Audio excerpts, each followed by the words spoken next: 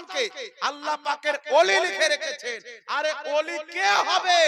যেই ব্যক্তি আল্লাহর মহব্বতে নিজেকে ফানা করে দিবে, আল্লাহ পাক তাকে নিজের ওলি বানিয়ে নেবেন।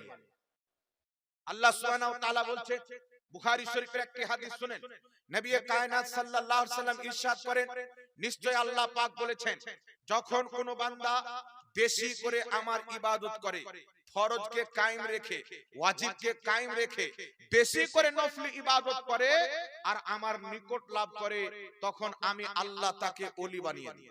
তার হাত হয়ে যায়, তার চোখ হয়ে যায়, তার জবান হয়ে যায়, তার কান হয়ে যায়, তার পাও হয়ে যায়।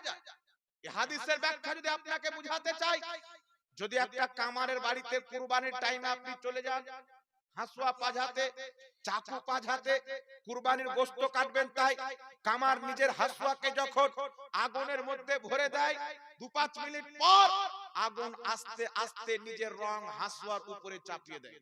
যখন হাসুয়াকে 2-10 মিনিট পর বের করবেন, আগুনের মতন হয়ে যাবে। তো যেই ব্যক্তি আল্লাহর মহব্বতে নিজেকে ফানা করে দেয়, একটি ফানা ফিল্লা মাকাম রয়েছে, সেই মাকামে চলে যায়, আল্লাহ পাক নিজের কুদরতি রং তার উপরে চাপিয়ে দেয়। তখন তার চলাফেরা, তার উঠা বসা, দেখাশোনা প্রত্যেকটা আল্লাহ পাকের হুকুম মোতাবেক হয়ে যায়। তার দেখা আল্লাহর হুকুম অনুযায়ী হয়ে যায়, তার চলাফেরা আল্লাহর অনুযায়ী হয়ে যায়।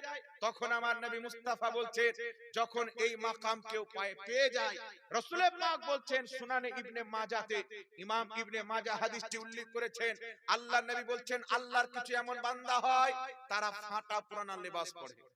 দেখেন আল্লাহ ওয়ালাদের মধ্যে ক্যাটাগরি আছে। গাউসিয়াত একটি ওলিদের মাকাম রয়েছে, গাউসিয়াতের মাকামে সবচাইতে বড় গাউস বড় পীর আব্দুল কাদের জিলানী। কুতুব এক প্রকারের ওলি আছে, আব্দাল এক প্রকারের ওলি আছে, আর এক প্রকারের ওলি হয় যাকে মাজজুব বলা হয়, পাগলের মতন হয়ে থাকে। রাসূল পাক বলছেন, ইবনে মাজার হাদিস, আল্লাহর কিছু এমন বান্দা হয় যারা ফাটা পুরানা লেবাস পরে, তাদেরকে দেখে মানুষ পাগল মনে করে, মাজনু মনে করে, দিওয়ানা মনে করে। রাসূল পাক বলতেছেন, তাদের মর্যাদা, তাদের মর্তবা আল্লাহর নিকটে এত বেশি, তারা জবান দিয়ে যেটাই বের করে আমার আল্লাহ সেটাই করে। তাদের জবান দিয়ে যেটাই বের করে আমার আল্লাহ সেটাই করে। এই পৃথিবীর মুসলমান যখন কেউ আল্লাহর হয়ে যায়, আল্লাহ তার হয়ে যায়, আর আল্লাহ তার জবান হয়ে যায়, অর্থ কি? সে জবান দিয়ে যেটাই বের করে আমার আল্লাহ পাক তাকে খুশি করার জন্য সেটাই করে দেয়। জোরে বলতে হবে সুবহানাল্লাহ, সুবহানাল্লাহ, সুবহানাল্লাহ। নবী পাক সাল্লাল্লাহু আলাইহি সাল্লামের যদি এই হাদিসটাকে আপনি বুঝলেন, কারামতের সমস্ত মসলা উদ্ধার হয়ে যায়, সমস্ত মসলা কারামতের হাল হয়ে যাবে, সমাধান হয়ে যাবে। যে একজন ওলি যেটাই বলে আল্লাহ সেটাই করে। তো খাজা মঈনুদ্দিন চিশতি পানি যখন পৃথিবীর আজ বন্ধ করলো, যেন খাজা মঈনুদ্দিন চিশতির চরিত্রকে দেখে, ব্যবহারকে দেখে হাজারো ব্যক্তি কলমা পড়ে মুসলমান হচ্ছে, তিনার মুরিদ হয়ে যাচ্ছে। তো একের পর এক তারি দল ভারী হয়ে যাবে, আমার রাজত্বের ক্ষতি হয়ে যাবে, তাকে তাড়িয়ে দেওয়া হোক, কখনো পানি বন্ধ করে দাও, কখনো জাদুগারকে নিয়ে এসে জাদু চালিয়ে দাও। কিন্তু খাজা মঈনুদ্দিন চিশতির যখন খাদিম ফিরে আসছে, তিনি বলছেন, পানিকে গিয়ে বলো তোমাকে মঈনুদ্দিন চিশতি ডেকেছেন। তখন পুরো পানি আনাস সাগরের কাটরাতে চলে আসলো কোটরায়। এটা কি করে সম্ভব? এতগুলি পানি একটা কোটরাতে আসা অসম্ভব।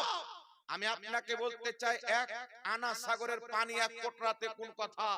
আমার আল্লাহ যদি চায় কুল কায়নাতকে সুয়ের যে জায়গাতে ধাগা বলা হয়, এতটুকু ফুটোতে আমার আল্লাহ কুল কায়নাতকে ভরতে পারে।